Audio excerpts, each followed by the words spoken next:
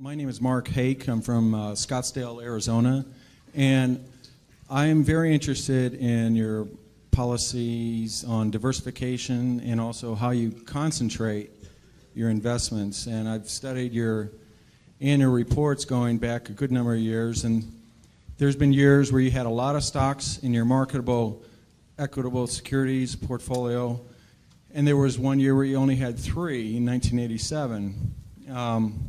So I have 2 questions. Given the number of stocks that you have in the portfolio now, what does that imply about your view of the market in terms of, is it fairly valued, that kind of idea? And second of all, it seems that whenever you take a new investment, you never take less than about 5% and never more than about 10% of the total portfolio with that new position.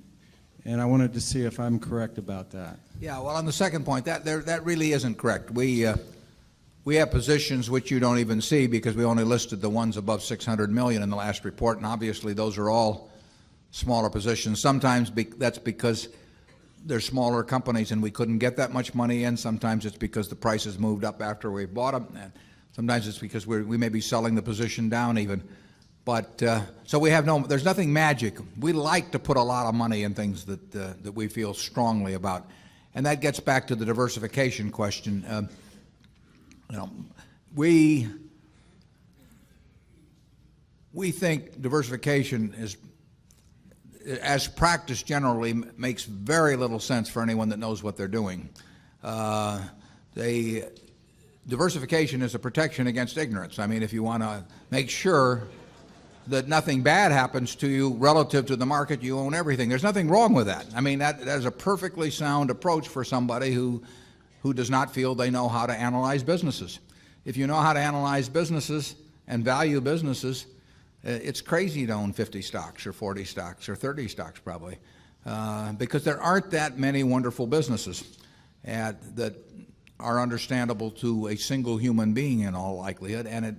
And to have some super wonderful business and then put money in number 30 or 35 on your list of attractiveness and forego putting more money into number 1 just strikes Charlie and me as madness.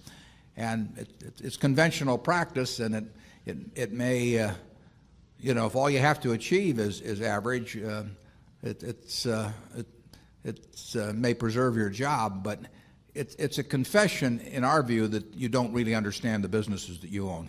On a personal portfolio basis, I own 1 stock, but it's a business I know, and it leaves me very comfortable. So, do I need to own 28 stocks in order to have proper diversification? It'd be nonsense. And within Berkshire, I could pick out 3 of our businesses, and I would be very happy if they were the only businesses we owned and I had all my money in Berkshire. Now, I love the fact that we can find more than that and that we keep adding to it. But 3 wonderful businesses is more than you need in this life to do very well. And the average person isn't going to run into that. I mean, if you look at how the fortunes were built in this country, they weren't built out of a portfolio of 50 companies. They were built by someone who identified with a wonderful business. Coca-Cola is a great example. A lot of fortunes have been built on that. And there aren't 50 Coca-Colas.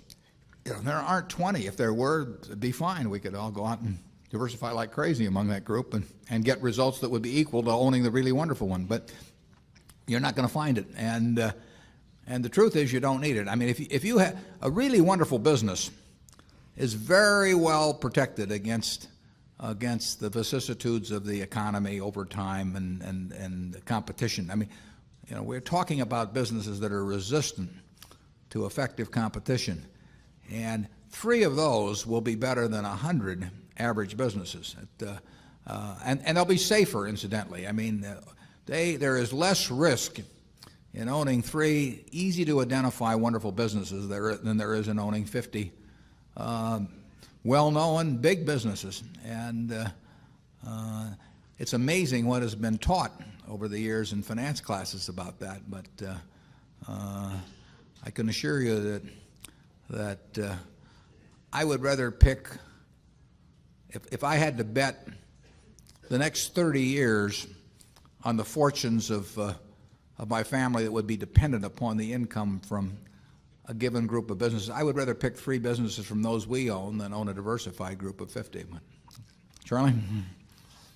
Yeah, what he's saying is that much of what is taught in modern corporate finance courses is twaddle.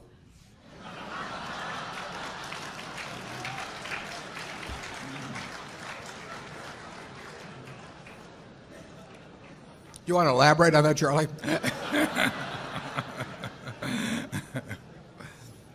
You cannot believe this stuff. I mean, it's modern portfolio theory, and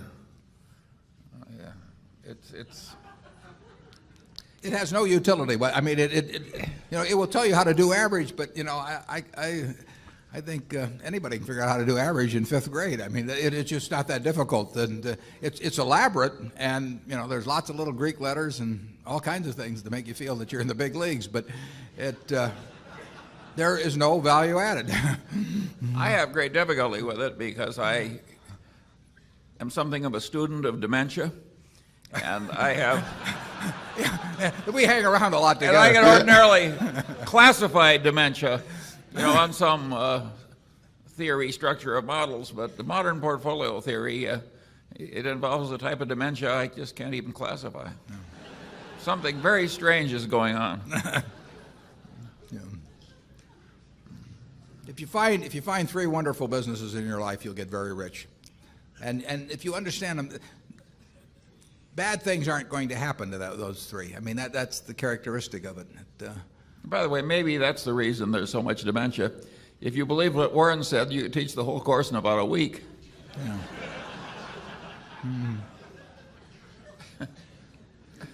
Yeah, and the high priest wouldn't have any edge over the lay people, and that never sells well. Right.